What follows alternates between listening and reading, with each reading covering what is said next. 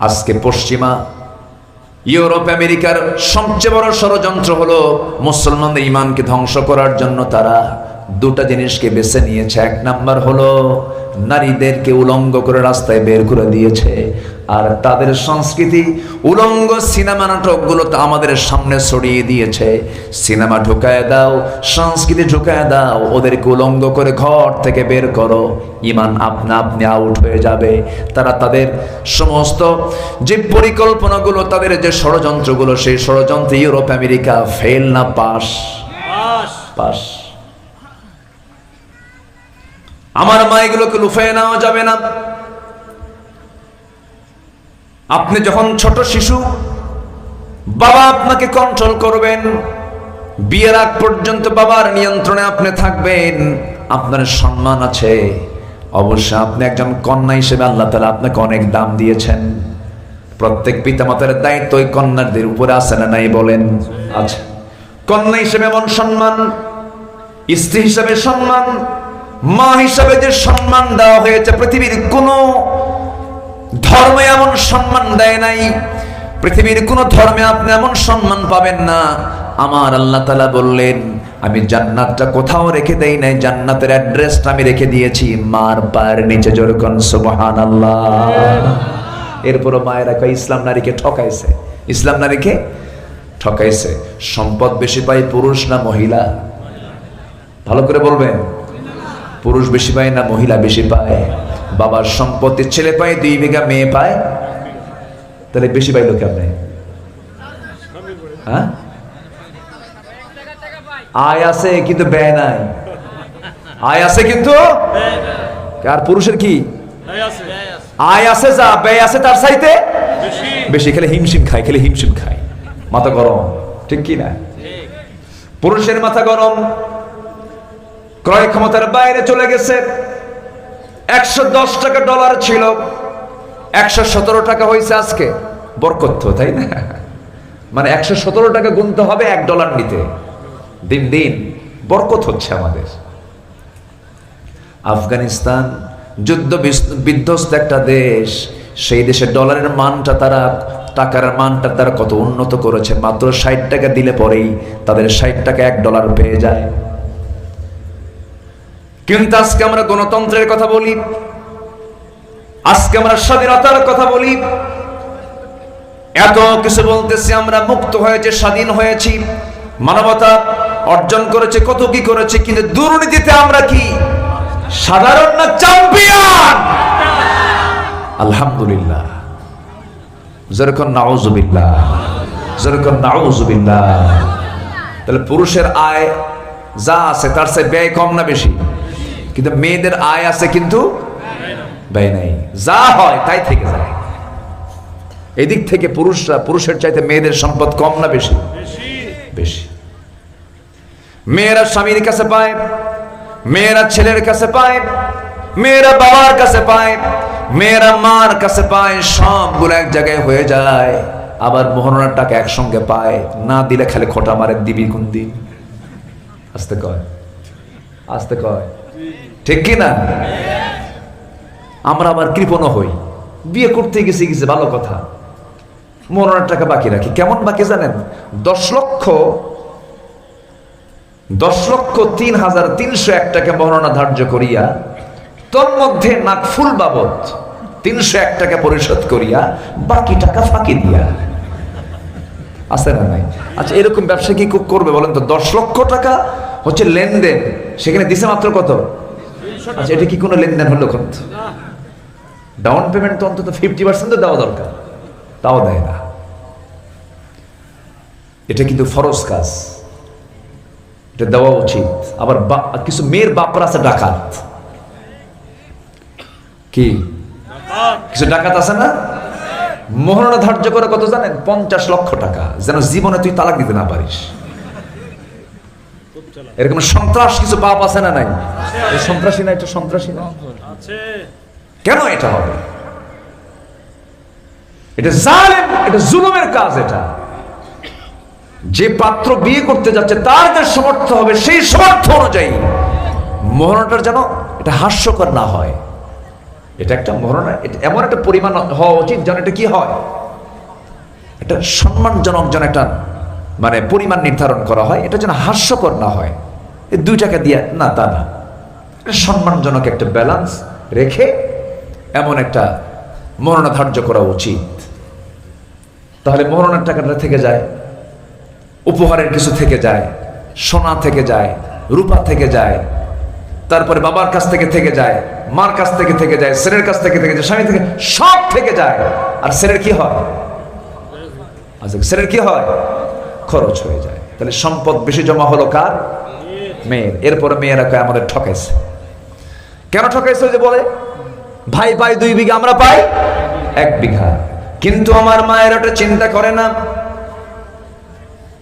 যে মেয়েটার বিয়ে হলো, স্বামীর ঘরে গেল, হঠাৎ করে স্বামীটা মারা গেছে, হয় না এরকম? অথবা স্বামীটা তালাক দিয়ে ফেলেছে, ওই মহিলা ফিরে আসবে কার বাড়িতে? বলেন। কিন্তু বাবা বেঁচে নাই, কার বাড়িতে? ভাইয়ের বাড়িতে। ভাইকে তখন দেখতে হবে। কিন্তু ভাইও পেয়েছে 2 বিঘা, বোনও পেয়েছে 2 বিঘা।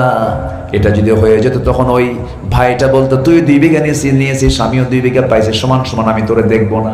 কি ঠিক আছে না? আমি তোরে দেখবো না। ইসলাম আল্লাহ তাআলা কি সুন্দর করে সাজিয়েছেন। ইসলামটা কার? আল্লাহ জানেন, আল্লাহ বোঝেন কোন আইন কোন বান্দার জন্য কি কল্যাণ বয়ে আনবে, আল্লাহ তো ভালো করে জানেন। এই জন্য আল্লাহ রাব্বুল আলামিন নারীকে 2 বিঘা না দিয়ে 1 বিঘা দিয়েছেন, পুরুষকে দিয়েছেন 2 বিঘা। এই হুকুমগুলো করে দিয়েছেন, এই বিধানগুলো করে দিয়েছেন কে? আল্লাহ তাআলা। হ্যাঁ, না সমস্যা নেই, ইনশাআল্লাহ। লোকজন যাবে না তো? আসেন না আপনারা? আসেন না? একটা লোক উঠবে তো আপনার পাশে থেকে ধরে ফেলবে আর বলবেন হুজুর চলে যাচ্ছে, একটু বসেন। কত সময় তো আমরা ব্যয় করি। একদম শেষ ফিনিশিং আমরা যাবো ইনশাআল্লাহ। আগামীকালকে মাহফিল আছে তো, আমার বন্ধুবর আসাদ ভাই আসবেন। উনি খুব সুন্দর তেলাওয়াত করেন, খুব মার্জিত মানুষ, খুব অমায়িক মানুষ, আলহামদুলিল্লাহ। আচ্ছা, তাহলে আমরা কার মতো বাপ হবো বলেন তো? বিড়ি খাওয়া বাপ হবো? গাঁজা খাওয়া বাপ হবো? বেনামাজি বাপ হবো? আমরা হবো কার মতো বাপ? লোকমানের মতো বাপ। পৃথিবীতে 3 জন ব্যক্তি ছিলেন কালো, কিন্তু আল্লাহ তাআলা খুব পছন্দের বান্দা ছিলেন। যেরকম সুবহানাল্লাহ। এর মধ্যে একজনের নাম বলে ফেলেছে কে? আরেকজন আছে, জানেন? বেলাল। আল্লাহু আকবার বলেন। ওয়াজ কি আর করা লাগে? ওয়াজ তো সবাই জানে।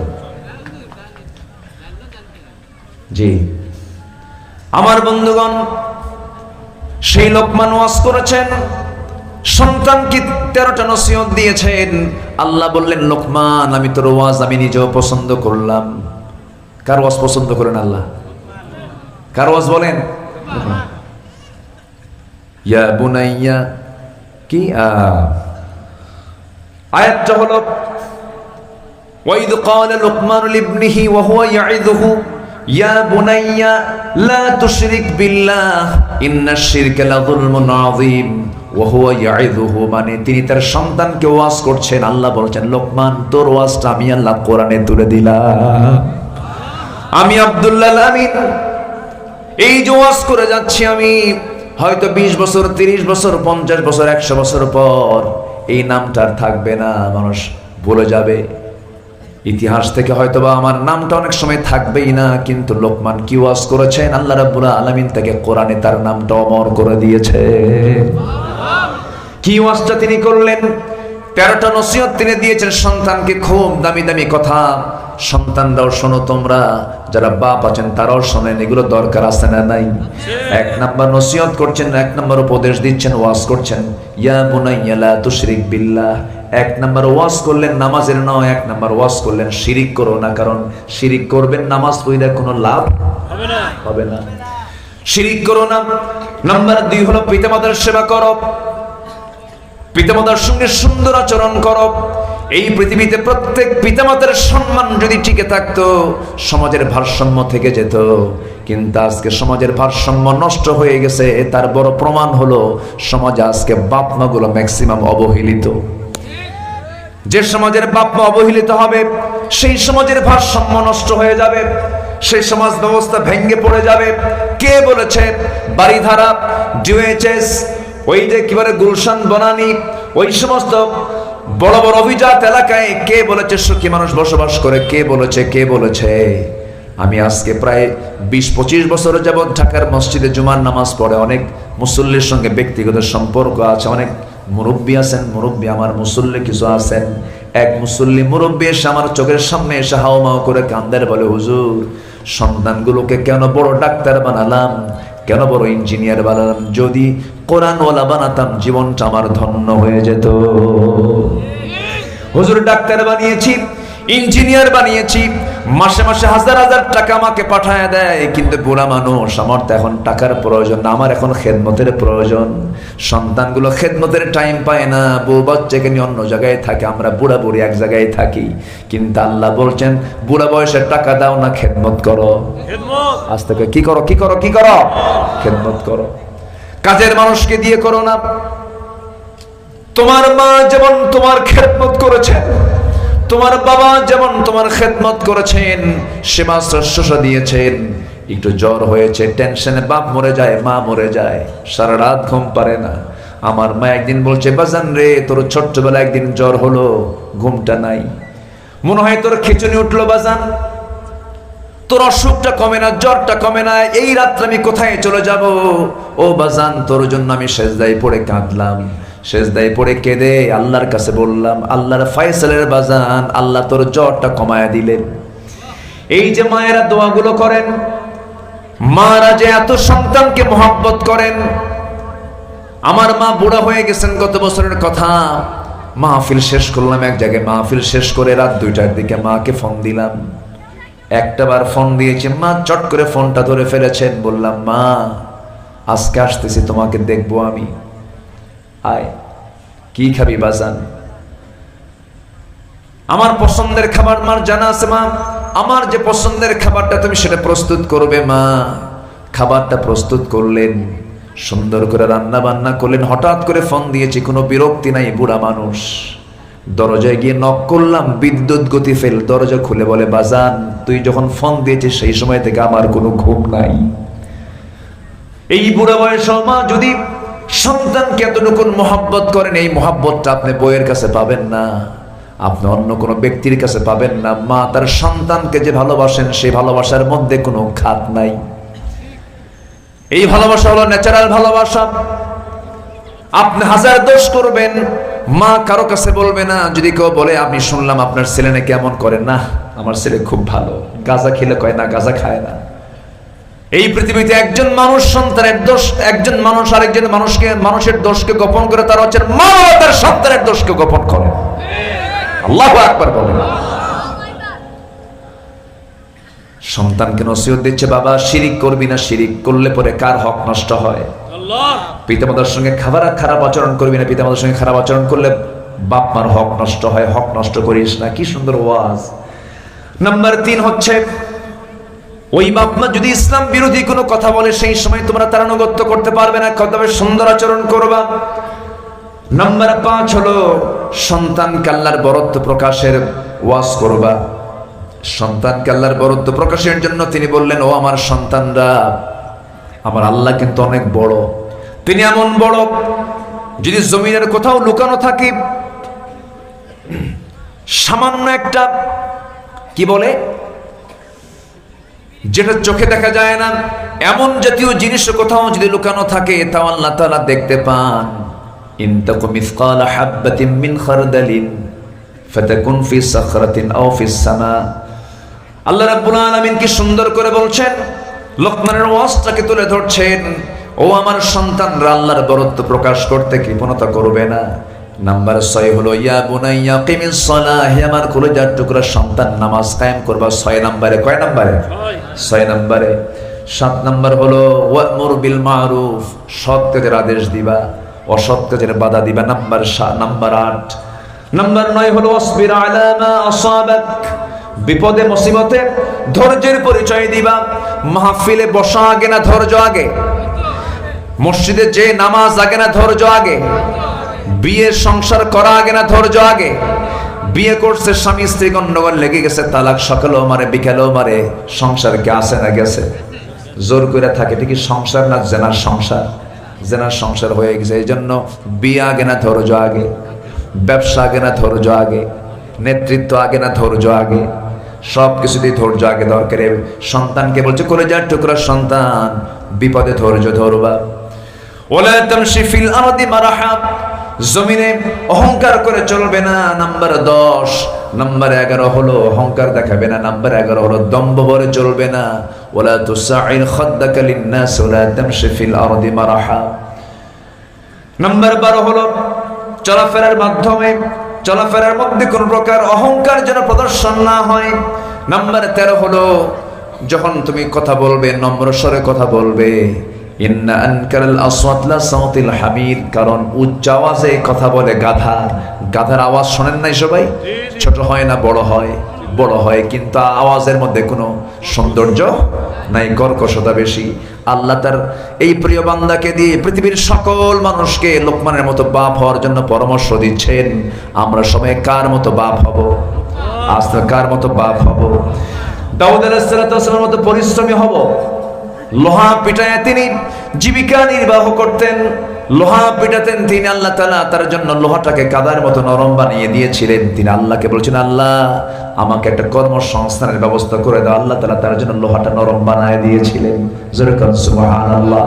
নাম্বার 3 আমার মা। নাম্বার 3 মরিয়মের মতো ধৈর্যশীলা হও, রহিমার মতো প্রতিভক্তা হও। সব বউ আইয়ুব আলাইহিস সালামকে রেখে চলে গেছে, কিন্তু একজন স্ত্রী তিনি ছিলেন, তার নাম কি বলেন? রহিমা আলাইহিস সালাম। নাম্বার 5 আয়েশার মতো শিক্ষিতা হও। আয়েশার মতো কি হও? শিক্ষিতা হও। শত শত সাহাবী আম্মা জান আয়েশার কাছ থেকে হাদিসগুলো নিয়ে চলে গেছে। তিনি একজন চিকিৎসকও ছিলেন, আমার নবীজির সমস্ত কথাগুলো তিনি কোট করেছেন। নাম্বার 6 হলো খাদিজার মতো নবী ভক্ত হও। কার মতো? খাদিজার মতো। রাসূলকে মুহাব্বত করেছেন সবচেয়ে কম না সবচেয়ে বেশি? সবচেয়ে বেশি নবী ভক্ত তিনি ছিলেন, স্বামী ভক্ত তিনি ছিলেন। যখন বিয়ে হলো সেই সময় রাসূল নবুয়ত পান নাই, কিন্তু স্বামীকে খুব মুহাব্বত করতেন তিনি।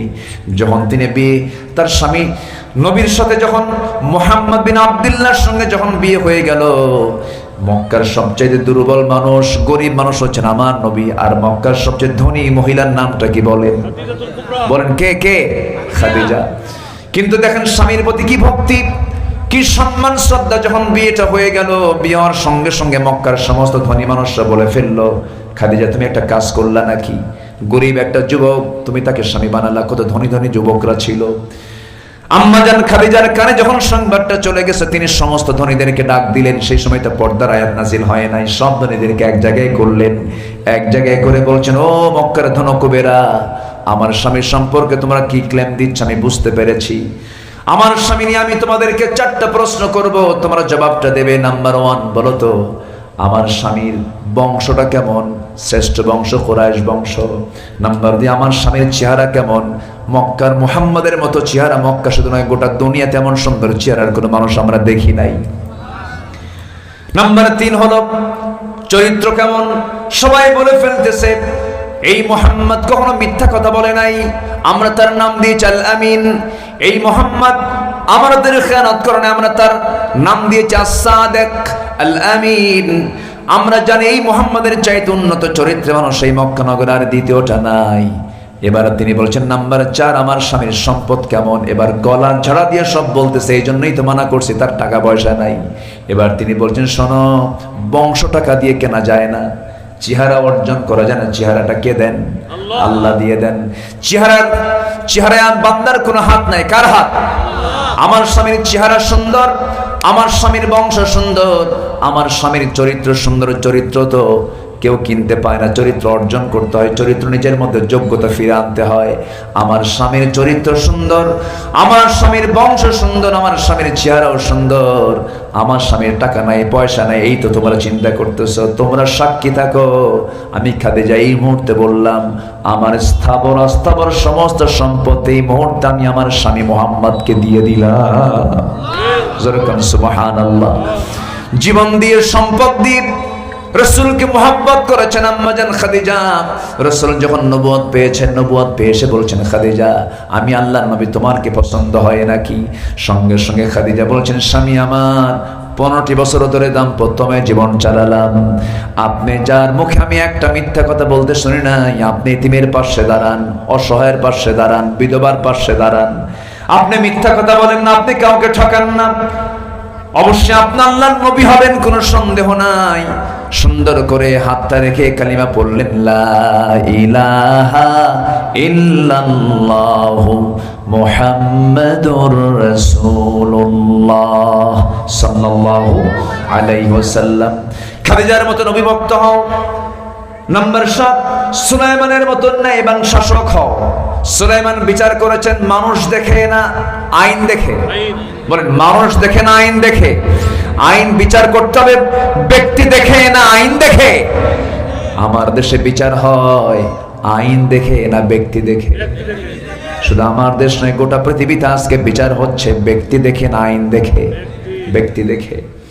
সুলাইমানের মতো শাসক হও। নাম্বার 8, মুসার মতো সাহসী হও। মুসা ভীরু ছিলেন না সাহসী ছিলেন? যারা সাহসী হয় তাদের মেজাজ দুর্বল হয় না মজবুত হয়? একজন নবীর সবচেয়ে বড় মেজাজে ছিলেন, সবচেয়ে বড় রাগে ছিলেন কোন নবী বলেন? বলেন কোন নবী?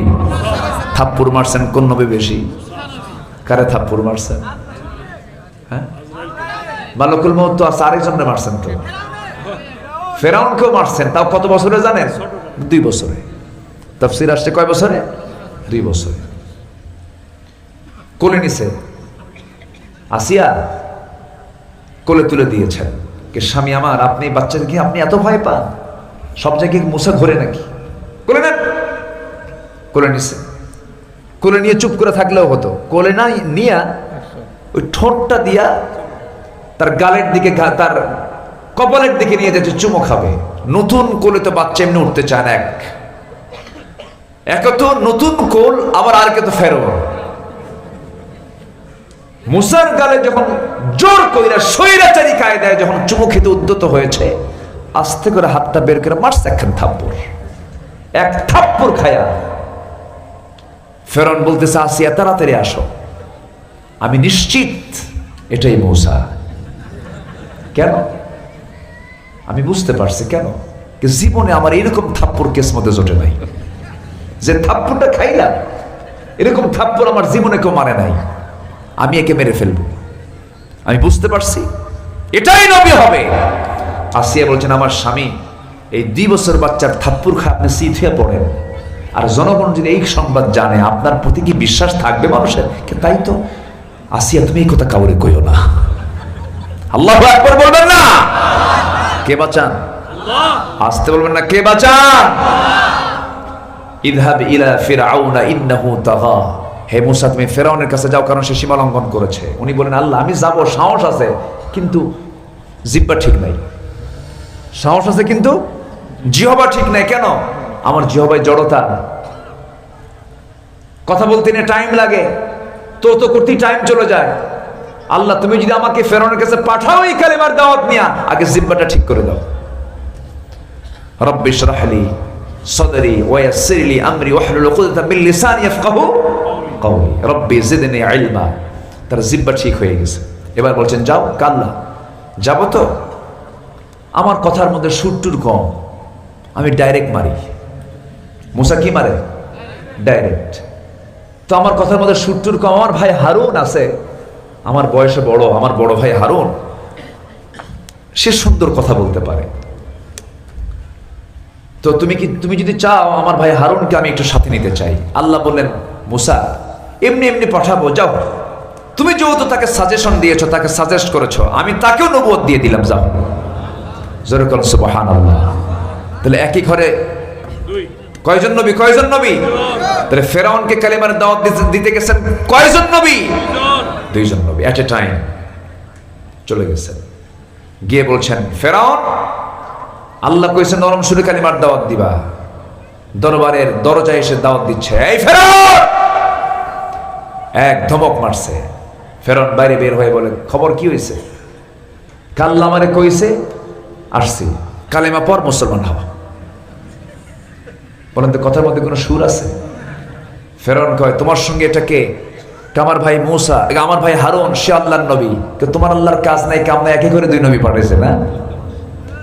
একটু বাঁকা করে কথা বলছে। হাতে ছিল কি? আজ থেকে হাতে ছিল কি? লাঠি। লাঠি উঁচু করেছেন। সাহসী হতে হবে। ফেরাউনকে মোকাবেলা করার জন্য মুসা যেমন তার হাতে শক্ত লাঠি নিয়েছেন, আজকের যুগেও যারা ফেরাউনের চরিত্র নিয়ে সামনে আসতে চায়, মুসার মতো সাহসী লোক সৈনিক হয়ে মুসার মতো লাঠি দিয়ে তাদেরকে মোকাবেলা করতে হবে মুসলমান। সম্মানিত ভাইয়েরা, তাহলে আমরা মুসার মতো কি হব? সাহসী হব। নূহের মতো ধৈর্যশীল হও। 900 বছর কালিমার দাওয়াত দিয়েছেন, কালিমা গ্রহণ করেছে মাত্র 80 থেকে 90 জন, অথচ ইন্নী দাউতু কওমি লাইলা ওয়া নাহারা। আমি নূহ আলাইহিস সালাতু ওয়াস সালাম আমার কওমকে দাওয়াত দিয়েছি শুধু দিনে না রাতেও, দিবা রাত্রিতে আমি কালিমার দাওয়াত দিয়েছি। কিন্তু কালিমা পড়ে মুসলমান হয়েছে 900 বছরের কয়জন? কি ধৈর্য তার মধ্যে কাজ করেছে! বিশাল ধৈর্যশীল তিনি ছিলেন, ধৈর্যশীল দায়ী ছিলেন। ইউনূসের মতো বিপদে অধিক জিকির করো। ইউনূস আলাইহিস সালাম 18 বছর ধরে কি বলে, ইউনূস আলাইহিস সালাম তিনি বিপদে পড়ে আল্লাহর জিকির করেছেন। তিনি ছিলেন কিসের পেটে বলেন? মাছের পেটে ছিলেন। আল্লাহ তাআলা সেই মাছের পেটে রাখলেন, কিন্তু জিকির একটা বারের জন্য তিনি বাদ দেন নাই। আল্লাহ বলছেন লাবিথা ফি বাতনিহি ইলা ইয়াউমি ইউবাসুন, জিকির না করলে তোরে কিয়ামত পর্যন্ত এই পেটের মধ্যে রাখতাম, জিকির করছিস দেখে বের করে দিলাম। সুবহানাল্লাহ। আইয়ুব আলাইহিস সালামের মতো অসুস্থ হয়ে পড়লো, আল্লাহর শুকর আদায় করতে তুমি ব্যর্থ হয়ো না। আইয়ুবকে আল্লাহ তাআলা 18 বছর কুষ্ঠরোগে আক্রান্ত করেছিলেন, কিন্তু জিকির করতে বলেছেন নাকি? বলেন নাই। আইয়ুব আলাইহিস সালাম শেষ পর্যন্ত আল্লাহকে বলেছেন, আল্লাহ আমার গোটা দেহ কুষ্ঠরোগে আক্রান্ত হয়েছে, কিন্তু আমার জিহ্বা আজকে আঘাত পাচ্ছে, জিহ্বা কষ্ট পাচ্ছে, জিকির করবো কেমনে? তোমার আল্লাহ জিহ্বাটা ঠিক রাখো। আল্লাহ আইয়ুব, তোর সমস্ত ধৈর্যকে আমি আল্লাহ কবুল করে নিয়েছি, সব রোগ আমি সেরে দিয়ে আমি তোকে পূর্ণ যৌবন দিয়ে দিলাম। সুবহানাল্লাহ। আদমের মতো পারিবারিক রক্ষণশীল হও। আদম আলাইহিস সালাম জান্নাতের মধ্যে একা থেকেছেন না, হাওয়াকে নিয়েছেন। বলেন বলেন বলেন বলেন। আল্লাহকে বলে, আল্লাহ একা ভাল লাগে না, হাওয়াকে দাও। হ্যাঁ ঠিক আছে, কেউ যাচ্ছে কি? থাকেন, দোয়া করে দিই, দোয়া করে দেব, বসে। হ্যাঁ ঠিক আছে। তিনি বউকে ছাড়েন নাই। আমার আব্বা এত বউ পাগলা ছিলেন। বউ পাগলা বোঝেন তো? আস্তে কয়, বউ পাগলা হওয়া লাগবে না। অন্যের বউ না, কিন্তু নিজের বউ, এটা যেন মনে থাকে। আবার পরকিয়া না। আজকে নিজের বউয়ের জন্য বেশি পাগল না অন্যের বউয়ের জন্য বেশি পাগল? অন্যের বউ। অন্যের বউয়ের জন্য পাগল হওয়া যাবে না, জাহান্নাম নির্ধারণ হয়ে যাবে। নিজের বউয়ের জন্য পাগল হওয়া উচিত। বউকে সুন্দর করে মাঝে মাঝে মহব্বত করা উচিত, সুন্দর নামে ডাকা উচিত। আমার নবীজি আম্মা জান আয়েশাকে আয়েশা নাম কমই বলেছেন, ও লাল টুকটুকে হুমায়রা এদিকে আয়, ও তাহেরা খাদিজা এদিকে আয়। সুন্দর সুন্দর নামে ডেকেছেন, প্রেম করেছেন, মহব্বত করেছেন, আই লাভ ইউ বলেছেন, বুকের মধ্যে জড়িয়ে ধরেছেন, মহব্বত করেছেন, খাইয়ে দিয়েছেন। আম্মা জান আয়েশা বলেন, মাঝে মাঝে আমি অসুস্থ হয়ে পড়তাম, রাসূল তার পবিত্র বরকতময় হাত দ্বারা আমার হাত পা টিপিয়েও দিয়েছেন। সুবহানাল্লাহ বলা যাবে না? সুবহানাল্লাহ বলা যাবে না? মোহাব্বত নিতে গেলে মোহাব্বত দেওয়ার দরকার আছে না নাই? আদম আলাইহিস সালাম হাওয়ার জন্য পাগল ছিলেন। পাগল না হলে তো হবে না, পাগল তো হওয়া দরকার। এমন তোমরা পারিবারিক রক্ষণশীল হও, ইউসুফের মতো পবিত্র হও, জেলে যাবার জন্য প্রস্তুতি নিয়ে নাও। আস্তে কয়, ঠিক কিনা? জেলে যাবার জন্য প্রস্তুতি যে ইমানদারের নাই, তার ইমান এখন আনা হয় নাই। নাম্বার 14 হলো আসিয়ার মতো হকের পক্ষে অনড় একজন মডেল হয়ে যাও। আসিয়ার মতো এমন চরিত্র, এমন অনড় ইমানদার, এমন ইমানদার তুমি হয়ে যাও। আসিয়া আলাইহিস সালাম নিজকে কোরবানির জন্য প্রস্তুতি নিয়েছেন। স্বামী হারিয়েছেন, কিন্তু তিনি কাকে হারান নাই? সন্তানকে হারিয়েছেন, আল্লাহকে হারান নাই। দুনিয়ার সমস্ত নাজ নিয়ামত হারিয়েছেন, কিন্তু আল্লাহকে হারান নাই। যখন আসিয়া আলাইহিস সালামকে ফেরাউন যখন বলল, আসিয়া সংসার গেল, সন্তান গেল, সব চলে গেল, ইসলামটা ছেড়ে দাও, মুসাকে ছেড়ে দাও। আসিয়া বলছেন, আমার স্বামী, আমার যৌবন আপনার কাছে, আপনার যৌবন আমার কাছে, খুব তো আমাদের সম্পর্ক গভীর, কিন্তু আমি চাই না আপনি জাহান্নামে যান। আপনি কি নিঃসন্দেহে আপনি বুঝেন, সবকিছু আপনি জানেন, সচেতন মানুষ। মুসা আল্লাহর নবী, এতে কোনো সন্দেহ নাই, আল্লাহ যে আছেন কোনো সন্দেহ নাই। ফেরাউন বলছে আসিয়া শোনো, এটা আমি নিশ্চিত জানি আল্লাহ সত্য, মুসাও সত্য, কিন্তু আমার নেতৃত্ব আমি ছাড়বো না, আমার চেয়ার আমি ছাড়বো না। আজকের সমাজে এমন কিছু নেতাও আছে না নাই? আছে না নাই? সব জানে, সব বোঝে, কিন্তু এরপরেও তারা হকের বিরুদ্ধে কথা বলে, আলেমদের বিরুদ্ধে কথা বলে, আলেমদের বিরুদ্ধে বিষোদ্গার গায়, বলে লোকটা ভালো কিন্তু রাজনীতি করে কেন? কি দেখছেন কি আপনি কথাগুলোর সাইজ দেখেন, একদম ফেরাউনদের মতো, আছে না নাই? শেষ পর্যন্ত আসিয়ে বলেন আমার স্বামী, আপনি আমাকে যত হুমকি দিবেন আমার ঈমান তত মজবুত হয়ে যাবে। শেষ পর্যন্ত আসিয়া সাল্লাল্লাহু আলাইহি ওয়াসাল্লামকে বলা হলো তোমাকে করাত দিয়ে চিরে 2 টুকরা করে শহীদ, 2 টুকরা করে দুনিয়া থেকে বিদায় করে দেব। আসিয়া সাল্লাল্লাহু আলাইহি ওয়াসাল্লাম বলছেন স্বামী আমার, নাকের মধ্যে আমি জান্নাতের ঘ্রাণ পেতেছি। জোরে করে সুবহানাল্লাহ। নাকের মধ্যে জান্নাতের ঘ্রাণ পেতেছি। সঙ্গে সঙ্গে আসিয়া সাল্লাল্লাহু আলাইহি ওয়াসাল্লামকে হাত পা বেঁধে দুনিয়া থেকে বিদায় করা হবে। করাত নিয়ে আসা হলো, কপালে করাতটা ঠেকে দেওয়া হলো। করাত যখন ঠেকে দেওয়া হলো, সেই সময় আসসালাম একটা দোয়া পড়েছেন, সেই দোয়া কোরআনে কোট করেছেন কে? সূরা তাহরিম পড়ে দেখবেন শেষের দিকে তিনি দোয়াটা করছেন, তিনি আল্লাহর কাছে বলছেন রব্বি বিনিলি ইনদাকা বাইতান ফিল জান্নাতি ওয়া নাজ্জিনি মিন ফিরআউনা ওয়া আমালিহি। আল্লাহ তুমি আমার জন্য বানায় দিবে একটা ঘর। কয়টা ঘর বলেন? জান্নাত থেকে একটা ঘর থাকবে না, একাধিক ঘর থাকবে। তিনি কিন্তু চাইছেন কয়টা ঘর? একটা ঘর। কিন্তু আল্লাহ আমি একটা ঘর পেলেই সন্তুষ্ট, কিন্তু সেই ঘরটা হওয়া চাই তোমার ঘরের দেওয়ালের সাথে। ইনদাকা বাইতান ফিল জান্নাহ, ইনদাকা মানে ও আল্লাহ তোমার কাছে, তোমার নিকটে আমার ঘর বানায় দাও। আল্লাহু আকবার বলেন।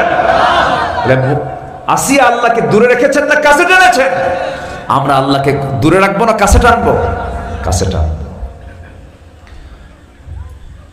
নাম্বার 15 হলো, হ্যাঁ ঠিক আছে বসেন না, আমার খুব পুরাতন লোক এটা, আজ থেকে আরো 15-20 বছর আগের কথা। আলহামদুলিল্লাহ, অনেক আগে না? জি শেষ করে দিয়ে আসেন, দোয়া করি। আলোচনা চলো, আলোচনা চলো। হুজুর মরুক, হুজুরও বাসুক, 12টা বাজতেছে, আগামীকালকে মাহফিল আছে, কেউ উঠবেন না, একটা লোক কিন্তু উঠবেন না। আমি জানি আপনারা খুব ভদ্র, আলহামদুলিল্লাহ। একটা লোক, আমি তো অবাক হয়ে যাচ্ছি, কোনো লোক তো নড়ে না, মাশাআল্লাহ, বলি আলহামদুলিল্লাহ। জি। নাম্বার 12 হলো, বলে ফেলেছে আবু বকরের মতো হব আমরা, ওমরের মতো হব আমরা, আলীর মতো হব আমরা, ওসমানের মতো হব আমরা। আমার বন্ধুগণ, সাহাবে কেরাম হল আকাশের নক্ষত্রের মতো, as-সাহাবাতু কান-নুজুম বলেছেন মুহাম্মদ সাল্লাল্লাহু আলাইহি ওয়াসাল্লাম। তাদের মতো ঈমান যদি আনতে পারে, আল্লাহ বলছেন ইন্নাল্লাযীনা আমানু, ঈমান যারা আনবে, ওয়া আমিলুস সালিহাত, নেক আমল যারা করবে, ওয়া আকামুস সালাহ, নামাজ যারা কায়েম করবে, ওয়া আতুজ যাকাত, ওয়া আতাউজ যাকাত, যারা যাকাত আদায় করবে, এই 4টা কাজ যারা করবে তাদের জন্য পুরস্কার আছে। কার কাছে? আল্লাহ। কি ছোট না বড়? তার পুরস্কারটা হবে ছোট না বড়?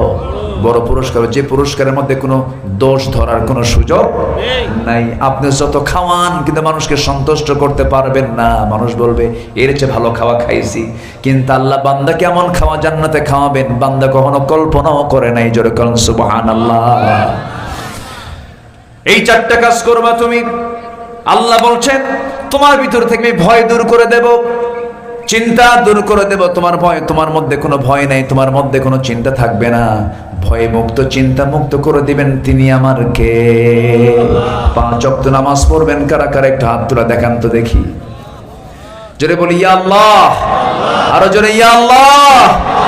তোমার ভয়ে, তোমার মহাব্বতে, তোমার সম্মানে আমাদেরকে 5 ওয়াক্ত ফরজ সালাত আদায় করার তৌফিক তুমি আল্লাহ দিয়া দাও। জোরে বলি আমিন, আরো জোরে আমিন, আরো জোরে আমিন। হাত নামান, কষ্ট দিয়ে ফেলেছি আমি। এখন মাহফিল কমিটি আমাকে আরো 1 ঘন্টা আগে বলেছেন হুজুর একটু কালেকশন করলে ভালো হয়, কিন্তু আমি আপনাদের সম্মানে তাকিয়ে আপনারা যেন কষ্ট না পান আমি বলিনি। তো আমি একটু যদি চাই, বিরক্ত হবেন? দৌড় মারবেন? দৌড় মারতেছে না তো কেউ, করে কি জানেন, কিছু কিছু মাহফিলে বলে হুজুর প্রথমেই কালেকশন করে নেন, জনগণ দৌড় মারে। তাহলে প্রথমেই কালেকশন করা মানে কি একটু কৌশল করা, এরকম মনে হয় আমার কাছে, যে দেখো হুজুর একটা কৌশল করে আগে মেরে দিন। কি কথা বলছেন আপনি? আমার কাছে মাঝে মাঝে একটা মাইন্ড লাগে, অনেক সময় বাধ্য হই। কেউ যাবেন না, আমরা আল্লাহর পথে যদি দেই, আমরা কি ঠকবো না জিতবো? ঠকবো না জিতবো? জিতে যাব।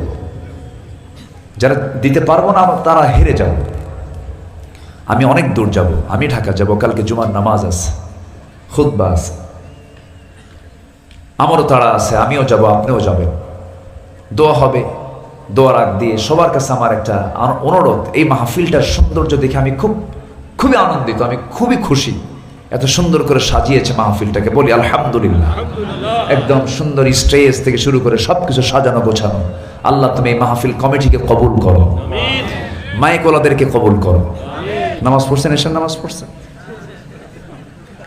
এই মাঝখানে একটা পড়ছেন? সবচেয়ে বেশি ওয়াজ শোনে কারা? এমন ওয়াজ শোনে নামাজ নাই। আল্লাহ তুমি নামাজি বানাও সবাইকে, জোরে বলি আমিন।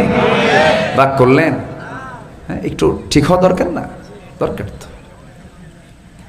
জি, যারা বসে আছেন আমি ভলেন্টিয়ার ভাইদেরকে একটু পাঠিয়ে দেবো ভিতরে, তারা ব্যাগ নিয়ে যাবে। যতগুলো হাত, প্রত্যেকটা হাতের ছোঁয়া যেন ব্যাগে লাগে। যদি না দিতে পারেন, টাকা দিতে পারছেন না, একটু ব্যাগে হাতটা শুয়ে দিবেন, আবার ব্যাগের মধ্যে যেন হাত দেন। আচ্ছা যাক। আর যদি কারো কাছে কোনো টাকা পয়সা নাই, কিন্তু আমার জোর দাবি কিছু না কিছু দিতেই হবে, যদি বিড়ি থাকে বিড়ি দিবেন, তাও দেন। আচ্ছা, একদিকে যাচ্ছে কেন, এইদিকে কই নামেন? হ্যাঁ, যুবকরা, আমার মা বোন যারা আসছেন, আমার মা বোন যারা আসছেন, নিয়ত করবেন আগে। ছেলে কথা শোনে না, স্বামীর চাকরিতে বরকত নাই, স্বামীটা নামাজ পড়ে না, সংসারে অশান্তি। নিয়ত করব আগে, দিব পরে। কবুল করবেন কে? আল্লাহ তাআলা। জি, আমরা যে যা পারি আমরা দেই। এসো না আল্লাহর নামে গান গাই, এসো না মন প্রাণ জোড়াই, এসো না মন প্রাণ জোড়াই। আল্লাহু আকবার বলো, আল্লাহু আকবার, আল্লাহু আকবার বলো, আল্লাহু আকবার। এসো না আল্লাহর নামে গান গাই, এসো না মন প্রাণ জোড়াই, এসো না মন প্রাণ জোড়াই। সবাই বলি আল্লাহু আকবার বলো, আল্লাহু আকবার, আল্লাহু আকবার বলো, আল্লাহু আকবার। বসেন, আমি তো উঠতে বলিনি, একটু বসেন প্লিজ। সবার কাছে আমি মানে একদম করজোরে মিনতি জানাই, একসঙ্গে দোয়া করে আমার এখান থেকে বিদায় নেব। জোরে বলি ইনশাআল্লাহ। জিকির করি সুবহানাল্লাহ, আলহামদুলিল্লাহ, লা ইলাহা, আরো জোরে লা ইলাহা, আরো জোরে লা ইলাহা, সুবহানাল্লাহ, আলহামদুলিল্লাহ।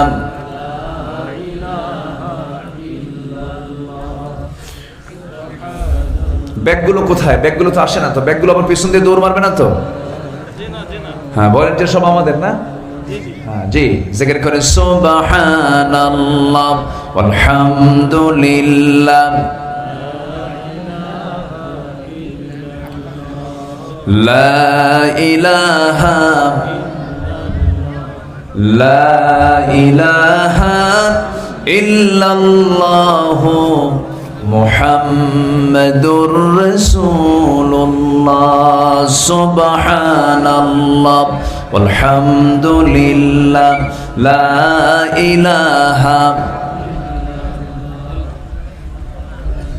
আরো জোরে সুবহানাল্লাহ, আলহামদুলিল্লাহ, লা ইলাহা, লা ইলাহা ইল্লাল্লাহু মুহাম্মাদুর রাসূলুল্লাহ সাল্লাল্লাহু সাল্লাল্লাহু আলাইহি ওয়াসাল্লাম। আমরা আল্লাহর কাছে চাবো, নামাজের মতো করে আমরা সবাই বসি, নামাজের মতো করে বসি, আমরা আল্লাহর কাছে চাবো আল্লাহ যেন আমাদের গুনাহগুলোকে মাফ করে দেন। আপনি দোয়া করে দেন, দোয়া আমরা দেরি না করি নাকি? আগামীকাল মাহফিলের শেষ রজনী, সবাই আসবেন না ইনশাআল্লাহ? সবাই আসবেন, বন্ধু বান্ধব নিয়ে চলে আসবেন। আসুন আমরা এখন দোয়া করি, আল্লাহর কাছে চাই। যে আমি বলে দিলাম যে ইনশাআল্লাহ দোয়া দোয়া অনুমতি দেন, দোয়া করবো। খুব আশা করে একটা মা আর কি ছেলে ছোট ছিল, কোরআন ধরেছে 500 টাকা দিয়ে হয়তো দরিদ্র দোয়া চাইছে। আল্লাহ সারোয়ার, জি সরওয়ার, একজন মা তার ছেলে সরওয়ারের জন্য দোয়া চায়। আল্লাহ তুমি তার নেক মাকসুদকে তুমি আল্লাহ কবুল করো, জোরে বলি আমিন। নাজিমউদ্দিন নামে, নাজিমউদ্দিন ওই সড়ক দুর্ঘটনায় 4 হাত পা ভেঙে গেছে। সড়ক দুর্ঘটনায় 4 হাত পা ভেঙে গেছে। আহা, আল্লাহ তুমি তাকে সিহহাতে কুল্লিয়া দান করো, জোরে বলি আমিন। কিছু দান করেছে, দোয়া চায়। আমরা সবার জন্য দোয়া করি, আল্লাহুম্মা আমিন। রব্বানা যালামনা أنفسنا وإن لم تغفر لنا وترحمنا لنكونن من الخاسرين ربنا لا تزغ قلوبنا بعد إذ هديتنا وهب لنا من لدنك رحمة إنك أنت الوهاب গভীরাত নিঝুম রাত, নিভানো রাত্রিতে হাজারো মুসলমান নরনারী নিয়া তোমার কালামের দুটো আয়াতকে সামনে রেখে যৎকিঞ্চিত কিছু কথা বলেছি, গুনার বোঝা মাথায় নিয়ে কাঙ্গাল ভিখারির মতো দুটো হাত পেতেছি। আল্লাহ গুনার দিকে নজর দিও না, বান্দা মনে করে তামাম জিন্দেগীর গুনাহগুলোকে মাফ করে দাও। জনম দুঃখিনী মা যারা চলে গেল, জিন্দেগীর গুনাহগুলো মাফ করো, কবরগুলোকে জান্নাতের টুকরা বানায়া দাও। আব্বা আম্মার জন্য কি দোয়া তাও শিখিয়ে দিয়েছো, দিল থেকে সবাই বলুন রব্বির হামহুমা কামা রব্বায়ানি সগীরা, রব্বির হামহুমা কামা রব্বায়ানি সগীরা। বিশেষ করে মাহফিলটার আয়োজন করলেন যারা, শোনার জন্য কষ্ট করে আসলেন যারা, বিনিময়ে কিয়ামতের কঠিন ময়দান যেদিন কেউ কাউকে চিনবে না, এমনকি মা পর্যন্ত সন্তানকে অস্বীকার করে বসবে, যেদিন মানুষ কাঁদতে কাঁদতে চোখের পানিগুলো পড়ে যাবে, চোখ থেকে রক্ত বের হওয়া শুরু হয়ে যাবে, সেই কঠিন মুসিবতের দিন এই মাহফিল সবার জন্য নাজাতের মাধ্যম বানায় দিও আল্লাহ। মুসলমানদের পায়ের তলায় মাটি নাই, বাইতুল মুকাদ্দাস আজকে ইহুদিরা অবরুদ্ধ করে রেখেছে। 180 কোটি মুসলমানের দুনিয়ায়, ও আল্লাহ মেহেরবানি করে একটা ওমর পাঠায় দাও, মুসলমানদের বাইতুল মুকাদ্দাস মুসলমানদের হাতে তুলে দাও। আয় আল্লাহ তাআলা, এই দুনিয়াতে আসার তো সিরিয়াল ছিল, যাওয়ার তো কোনো সিরিয়াল নাই। ডান হাতে আমলনামা না আসা পর্যন্ত মরণ দিও না। আমার ডানে বামে সামনে পিছনে যত ভাই আড়ালে যত মা বোনা তুলেছেন, যার যা প্রার্থনা তুমি আল্লাহ দয়া করে কবুল আর মঞ্জুর করে নাও। এই দুনিয়া ছেড়ে কোন দিন বিদায় নেব জানি না রে আল্লাহ, মরতেই যখন হবে শহীদি মত কপালে জুটাইয়া দিও। যদি মরে যাবো রে আমাকে টান মেরে কবরের দিকে না হবে, শেষ গোসলটা দিয়ে দেওয়া হবে। কবরের দিকে নিয়ে গিয়ে ওই যে বাঁশ দিয়া বাঁশ চাপা দেবে, মাটি চাপা দেবে, রেখে আসবে রে। নতুন জীবন শুরু হয়ে যাবে, কিন্তু তার কখনো শেষ হবে না রে। 24 ঘন্টায় মাথার চুল থাকবে না, 3 দিনে চামড়া থাকবে না, 7 দিনে পেটের নারী বুড়ি সব চোখ মুখ কান নাক দা বের হয়ে যাবে, কিম্বুত কিমকার চেহারা হয়ে যাবে। 3 মাসের মাথায় কবরের ভিতরে কয়েকটা হার ছাড়া আমার কোনো অস্তিত্ব থাকবে না রে। এই তো দুনিয়ার নিয়ম। এমন অন্তিম সময় যখন চলে আসবে, জবানে জারি করে দিও লা ইলাহা ইল্লাল্লাহু মুহাম্মাদুর রাসূলুল্লাহ।